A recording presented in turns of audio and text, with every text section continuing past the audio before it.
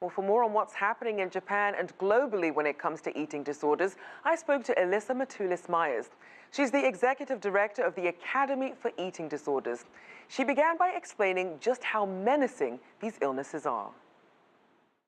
Eating disorders, first of all, are the result of a combination of biological factors as well as cultural or environmental factors.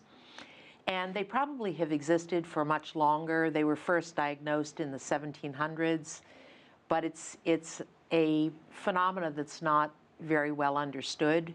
What we know worldwide, what we assume worldwide based on data that we've been able to accumulate in the US and in the European countries, is that it is a disorder that affects about there's several forms of eating disorders. Anorexia affects just under 1% of the population.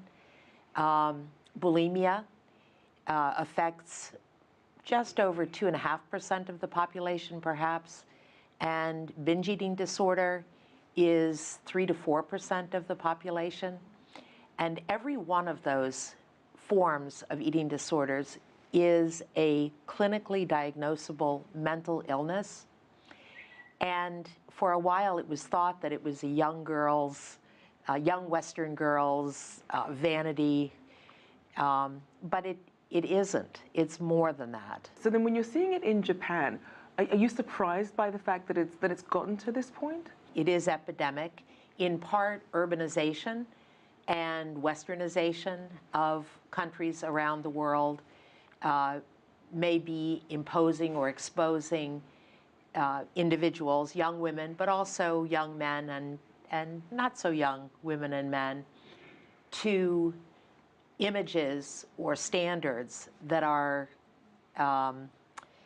unrealistic.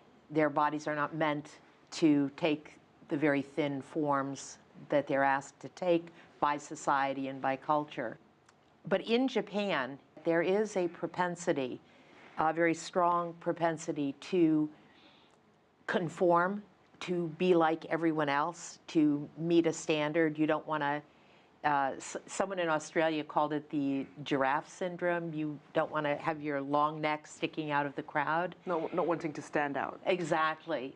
And so in Japan, perhaps the acceleration of the presentation of this disease is increased when young girls are seeing, or young men are seeing images of models who've been photoshopped, or models who are forced to be, by the advertising agencies that employ them, are forced to meet a body standard that's not healthy and not realistic. We're also seeing that in terms of treatment, that's having an impact there. In 2014, only 10,000 people were treated for eating disorders in Japan, despite the fact that doctors say the prevalence there is actually similar to the UK, where 725 people were treated in the same period. What do you think is really leading to that disparity in some of the treatment rates that we're seeing? Because of the medical insurance system in Japan, only limited numbers of hospitals will willingly accept patients with eating disorders, which have caused a limited number of doctors who are trained or capable of providing the treatment. And it's a vicious cycle. The doctors are going where it appears that most patients are needed, but right. The insurance coverage for this is really terrible. So one thing people always turn to in these situations is awareness. What can Japan do to perhaps raise awareness and encourage more funding into this sector? There's not enough public funding in Japan or anywhere in the world allocated to this issue.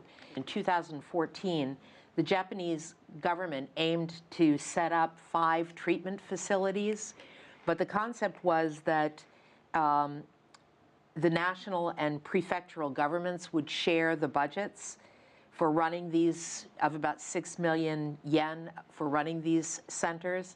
And it turned out that no prefecture put up their hand and said, we'll do it. A year later, with a lot of effort, the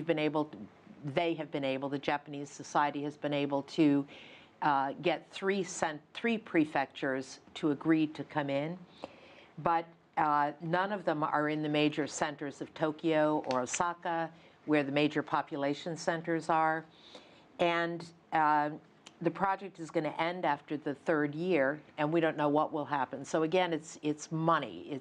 It's finding a way to demonstrate, empirically demonstrate, the devastating impact of this disease, and getting the message out in many ways, both to the public and to the policymakers and to those insurers who are providing funding for it.